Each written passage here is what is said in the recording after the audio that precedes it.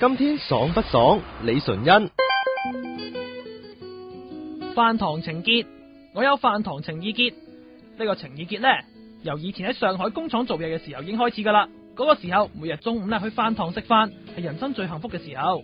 只要一講去飯堂，人呢就精神大振，地裏面呢就聞到飯菜嘅香味啊！嗰陣時覺得人生嘅意義喺晒飯堂裏面，寫喺黑板上面嘅菜單，無論係分定係數，都係天下佳肴，從來冇覺得有一樣嘢係難食嘅。大陸1斤10兩，我一餐飯食7兩飯，諗下係幾好嘅胃口啊！一直到而家，一講起飯堂嘅飯菜，我都會覺得好味。去人哋公司，只要有飯堂呢，都會去試下，每次呢仲食好多添。一啲北方人都喺公司飯堂裏面呢，仲有北方食品，例如華潤公司嘅飯堂裏面呢，就有好好嘅北京炸醬麵啦。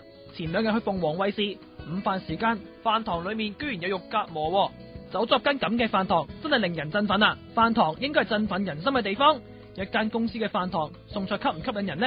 可以直接影響士氣同埋員工嘅歸屬感嘅。民以食為天，飯菜好，人心安定。相反，怨氣呢往往呢就由公司嘅飯堂開始醞釀噶啦。